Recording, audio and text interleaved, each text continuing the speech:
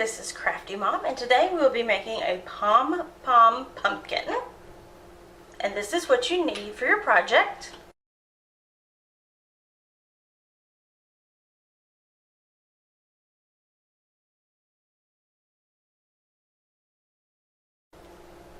Alright, okay, so this is our Pom Pom maker here.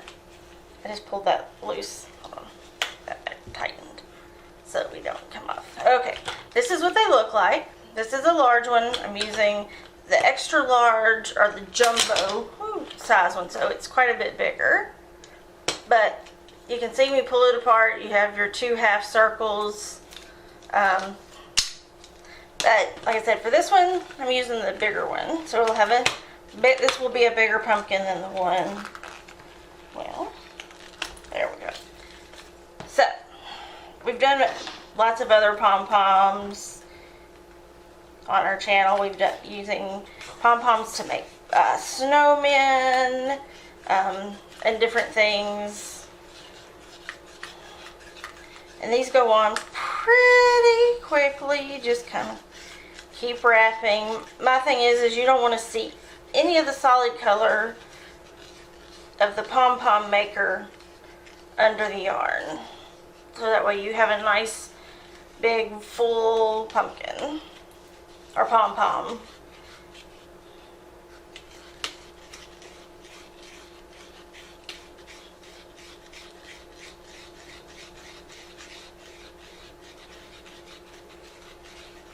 As you can see.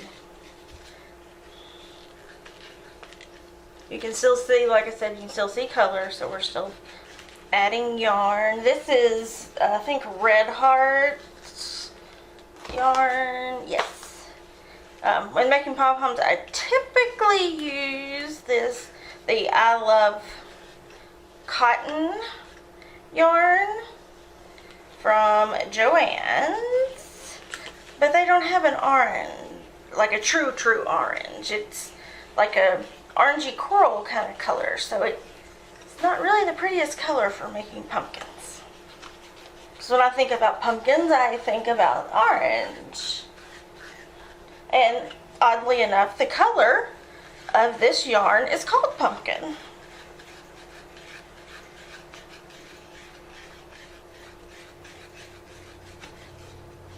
Okay, I'll do a few more over here. And we will be ready to take it off here. Okay, so you're going to be closing it, and you just tuck it around the little hole pieces. Trim your yarn. Now you're going to need a piece of yarn to cut off your pumpkin. This is where your sharp pointed scissors will come in. You can use, these are sharp. These are, I don't like using these with the jumbo one just because there's so much yarn to cut. You're going to hold these two lips down with your fingers. Kind of, I don't know if the cameraman can see the lips, but you're going to hold them down to make sure it stays in place while you are trimming it. And you're just going to snip all around it. So that's one side. Now we're going to get the other side.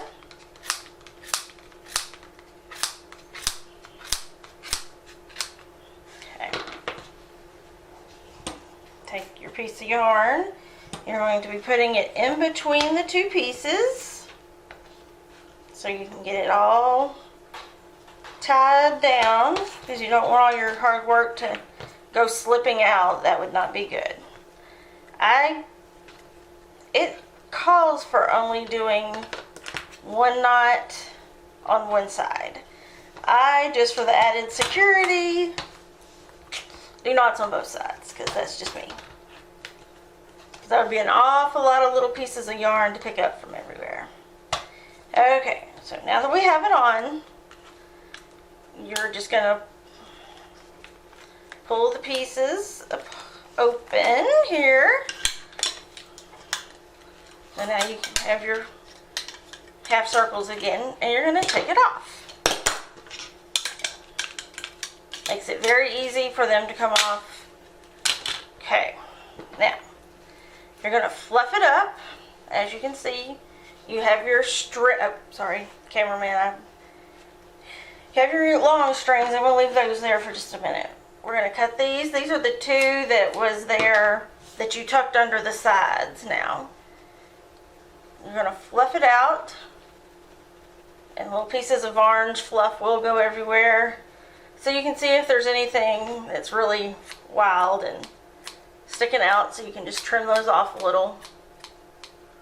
We all know pumpkins aren't perfectly round either, so in nature. So now you have your big pom-pom, and we're going to take a chenille stick, which pipe or pipe cleaners, whichever one you want to call it.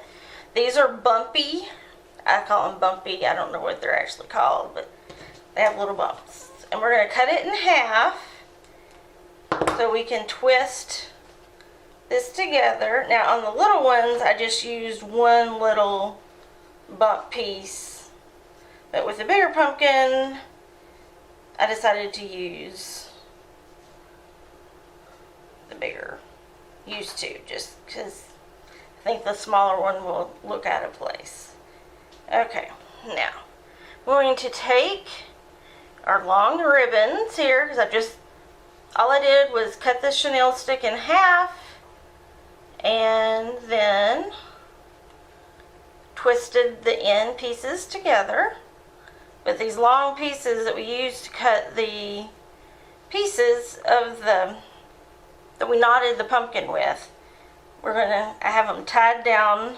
I put it through the middle of the chenille sticks, and I'm using the yarn and knotting it in place. Okay, like so. It's just so that gets it tucked down in there. Now you're going to take and trim the long pieces of your string. Set your pumpkin down here. Kind of have a short, fat pumpkin there. This stick, if you chose, you could do, kind of make green leaves. I didn't on the other one. Make sure you're using your wire cutters to trim your pipe cleaners. So I almost use my good scissors. That wouldn't be good. If you want a leaf, you can just it would need to be tied in place too. And I think we got too big of a leaf, but there we go. So that way you can see it with one leaf. But there's the large one and the jumbo one. And thanks everyone for watching, and have a great rest of your day.